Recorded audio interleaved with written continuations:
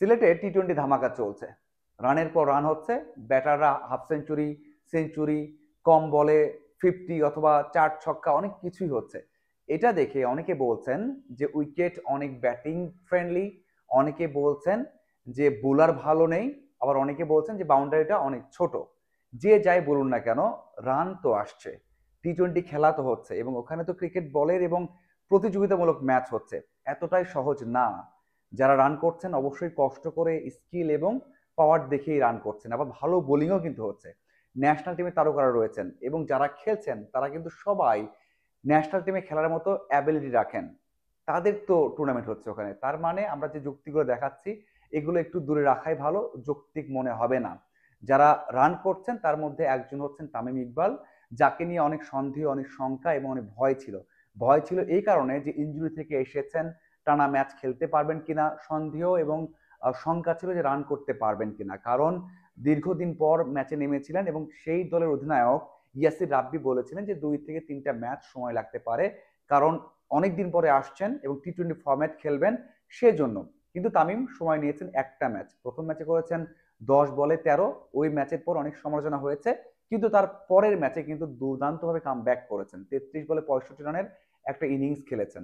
এরপরের ম্যাচে আবার স্লো খেলেছেন কারণ ম্যাচটা জয় নিশ্চিত হয়ে গিয়েছিল, কারণ ওখানে করেছেন 29 বলে 21 রান। আবারও লাস্ট ম্যাচে মানে 4 নম্বর ম্যাচে যেটা করেছেন সেটা এক কথায় দুর্দান্ত, অবিশ্বাস্য, যদিও তার জন্য হতাশারও হতে পারে কারণ সেঞ্চুরিটা করতে পারেননি। 91 রান করেছেন 54 বলে, পুরো টুর্নামেন্টে 20টা 4 হাঁকিয়েছেন এবং 10টা 6 হাঁকিয়েছেন। সবচেয়ে বড় বিষয় হচ্ছে সময়ের সাথে ছন্দে ফিরেছেন, 4 ছক্কা হাঁকিয়েছেন এবং সবচেয়ে বড় বিষয় যেটা যে ডাউন দ্য এসে খেলা বা হাত খুলে খেলা, টাইমিং করে খেলা, সেটাও কিন্তু তামিমের হয়েছে।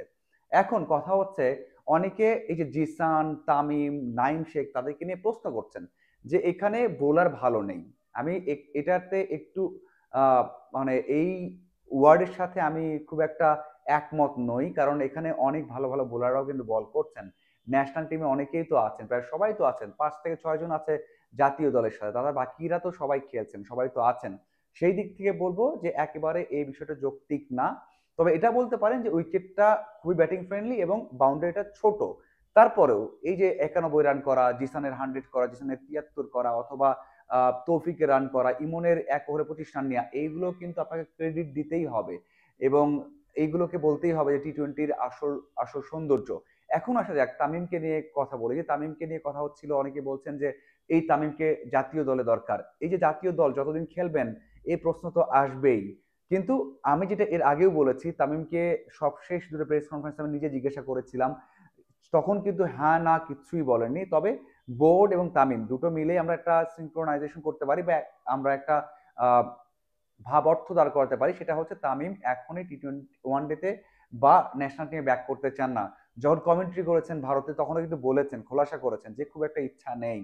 তামিমের সবচেয়ে বেশি ফোকাস হচ্ছে এনসিএলটা প্রিপারেশন হিসেবে নেওয়া, এরপরে বিপিএলটা খেলা। বিপিএল ডিপিএল এগুলোতে কিন্তু ফোকাসটা বেশি, এবং তার যে ইনজুরির অবস্থা এটা আমি আগেও বলেছি, তাতে টানা 2 থেকে 3টা ম্যাচ খেলা তার জন্য অনেক কষ্টকর, অথবা যদি ওয়ানডে ম্যাচ খেলেন, 4 দিনের ব্যবধান 2টা ম্যাচ খেলেন, থার্ড ম্যাচটা তার জন্য কষ্টকর হয়ে যায় বা খেলতে পারবেন না এমন একটা সিচুয়েশন তৈরি হয়। সেই দিক থেকে বলতে হয় যে তামিম এখন যে ওয়ানডেতে ব্যাক করবেন বা ন্যাশনাল টিমে ব্যাক করবেন সেটা আসলে স্বপ্ন দেখাটা ঠিক হবে না।